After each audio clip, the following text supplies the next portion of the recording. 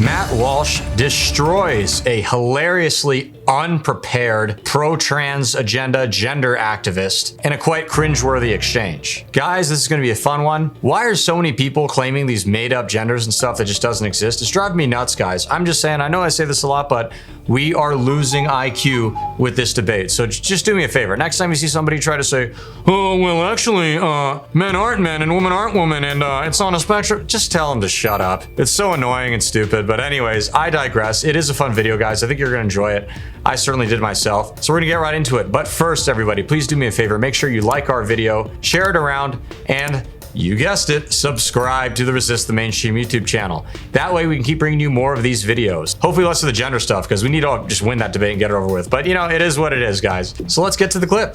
So you've talked a lot about the mental illness and depressed and anxious population in the trans community, but you don't talk about the happy people in the trans community and how these preventative measures of, let's say, like puberty and the surgeries that go for gender affirmation and how these are life-changing and life-saving.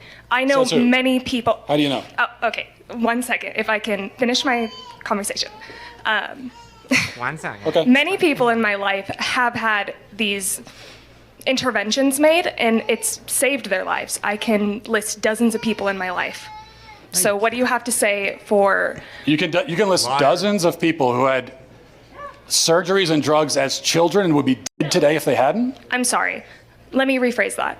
Dozens of people who have had interventions, including gender affirming, let's say therapies, yes, hormones, surgeries, that have made their lives better. I'm not saying it didn't force them to commit suicide, but it made their lives better. When she says dozens, that means like up to 40 people at a minimum. She's a complete liar. I don't believe her, nor should you. What do you have to say for the happy trans community? I guess I would throw it back at you first, because the burden of proof is on you on this one. And I'll explain why the burden of proof is on you. Because as I went over in the talk, for thousands of years, human beings existed, and there was no such thing as trying to medically transition people into another gender. And as far as we know, there was no suicide epidemic because of it. And then in the last few years, people like yourself have come along and said, we desperately need to do this, or people will be in despair and they might kill themselves. So you are making a claim that contradicts common sense, science, biology, also the entire experience of the whole history of the human race. And so what that means is that the burden of proof is on you to support it.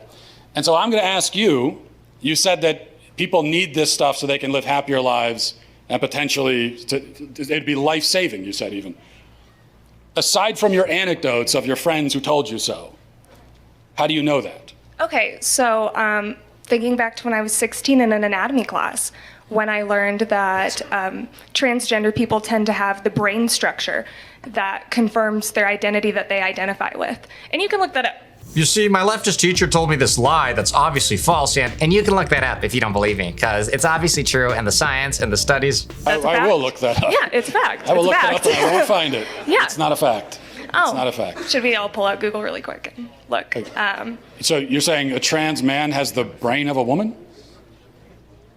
No. I'm saying that a trans man who identifies as a man will tend to have similar brain structure that a cis man would. And where did you get that from? Look it up. It's literally, I'm telling you, I learned it from my anatomy class when I was 16. And I looked up the fact before I walked up here because I knew that you would ask. Okay. That's not true, but it also doesn't answer the question. So let's try to stay focused on one false claim at a time if we can, because we might get bogged down. Okay. So you said, you actually started by saying that blocking puberty, which is chemical castration of a child, Just one example, yeah. Yeah, is life-saving. It can be. How do you know? because there are children who have been suicidal that have had these interventions made. What children? How do you know? And how many children have had that done Me personally, and then I are haven't still met suicidal? children. Me personally, I haven't met enough trans children to answer that question. Okay. But I know that the research exists. You're making this statement, you're stating it as a fact in front of all these people. There must be a reason, there must be something that you encountered that led you to this rather radical conclusion that to save a child's life, you have to chemically castrate him. Not every child. No, sir. Okay, well, that is what you just said. The drugs we give to kids for puberty blockers, so-called puberty blockers, originally are cancer drugs used to treat prostate cancer. They're also used to chemically castrate sex offenders and child rapists. Now we give them to physically healthy kids. You're saying that we need to do that or they will die. And so one last time I'm going to ask you, what evidence do you have of that remarkable claim? I don't think I claimed that every child would benefit from that. Well, no, I didn't say you did. You said puberty blockers you said puberty blockers are life-saving. What evidence do you have for that? They can be. The evidence is the encounters with patients who have had these procedures done, and it has saved their, I don't want to say it saved their lives, but it has made their lives better. Somebody's backtracking. She was just saying how I know dozens of people it saved their lives. You're evil because you don't support it. Now it's like, well, I don't want to say this, and I didn't say that, and blah, blah, blah. Dance around a bit. Lady, you don't even know what you believe. Just get a grip. Get out of your rock and maybe start looking at the real world instead of listening to whatever your stupid left-wing professors and teachers have to say. Crazy idea, huh? I can't confirm whether or not they're alive right this second, but there are children that it has helped. So what do you have to say for the happy trans community who has benefited from these procedures? That's my question. I guess what I have to say is that your entire question is built on a whole stack of false premises that you can't begin to even remotely defend. So it's a faulty question from the start. I reject your premise. I absolutely reject that there are any kids who need to be chemically castrated in order to be happy. Okay, let's... I reject that. She talked about anecdotes with trans kids and how it's such a problem. How about I show you one right now? Introducing to you all, David Reimer. So David was a Canadian man who, as you can see here at the top paragraph, was raised as a girl after medical advice that was given to his parents. After, and I won't read this here, you can read it for yourself. Just check out that first paragraph real quick. Yeah, pretty horrible. This was overseen by John Money, a New Zealand American psychologist who worked at the University of Johns Hopkins. Johns Hopkins, an elite and amazing institution with all the best people on earth. Okay, John Money oversaw this. He's responsible for David's plight.